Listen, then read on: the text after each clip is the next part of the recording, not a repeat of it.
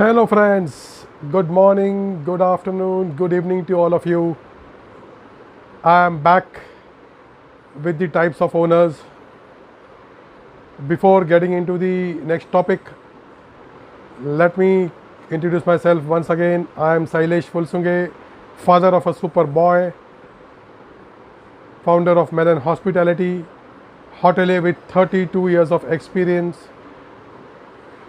I have authored a book, Why Owners Fail in Hotel Business, which has become the bestseller on Amazon. We are going to talk today about the types of owners which we had discussed in various previous videos. We spoke about inherited hotel owner. We spoke about status symbol hotel owners. That was the second topic. The third was hearsay hotel owners. Fourth topic we spoke about diversified hotel owners. Fifth one we spoke about fund houses. Today we are going to talk about the sixth type of investor, which would be foreign return or NRI investors.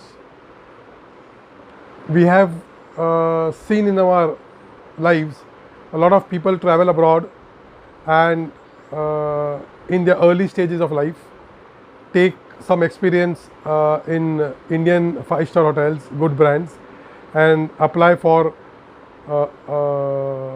jobs abroad on land or on ships. Okay, now these guys basically, when they get into such jobs of going abroad, they are the main intentions, 95%, 100% intentions are to make good money in dollars or pounds or reals or riyal or whatever. So obviously the currency as compared to Indian rupees are richer and have more value.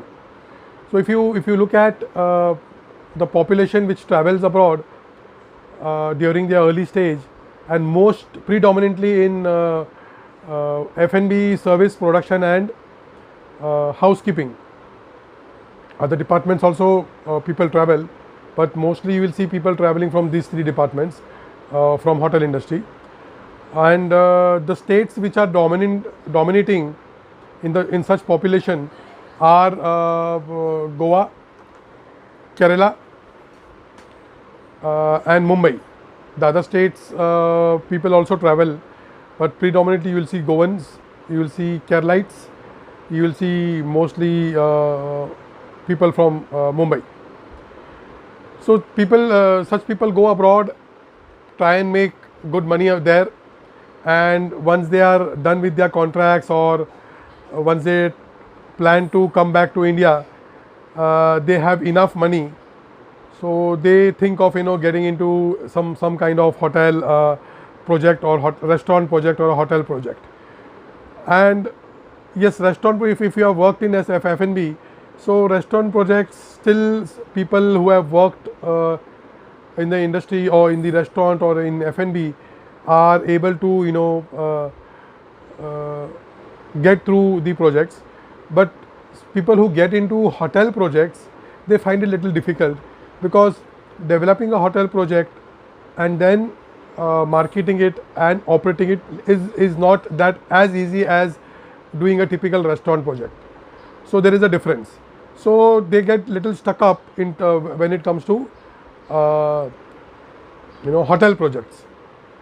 First and foremost, the issue with these owners or investors or the entrepreneurs, the new entrepreneurs, is that they are actually not entrepreneurs. They have a very strong job mindset, and having a job mindset, converting a job mindset into an entrepreneur mindset, this transformation is not that easy.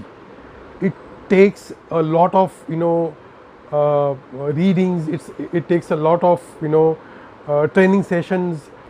It takes a lot of personal efforts during this transformation. If you are trying to get into from job set to entrepreneur, it's a hard work. It's not that easy.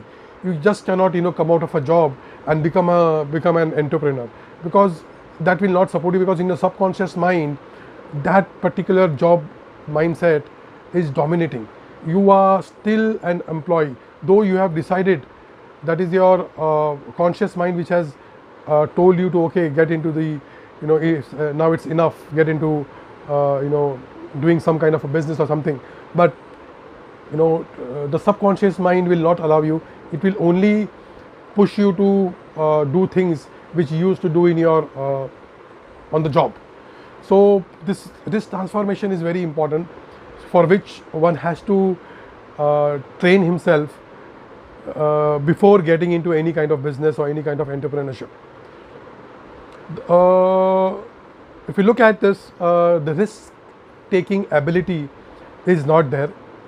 Decision making is very important. Two very important factors for an entrepreneur is decision making and risk taking. So this is lacking in the job mindset. It is very natural, it is very common.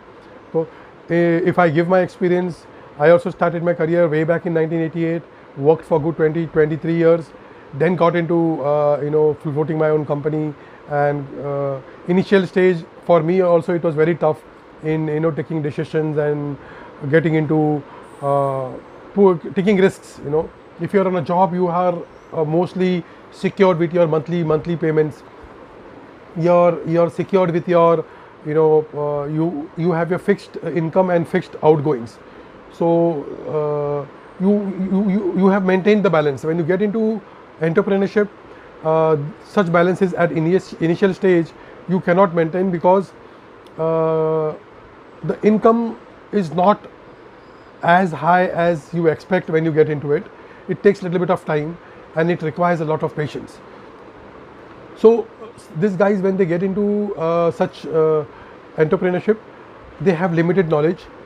Designing project, executing them is again a task for them. So it is always advisable that one should have someone along with him doing the handholding, guiding them right from start, so that from the time of feasibility, from the time of competition mapping, from the time of planning your project, designing stage, hiring the right people on board, the consultants, or maybe full-time consultants or part-time consultants or temporary people who will join you all to do a particular scope of work for your project. It should be planned in such a way so that the finished product is right, and at the later stage you are not facing any problems in operations and marketing and doing your business.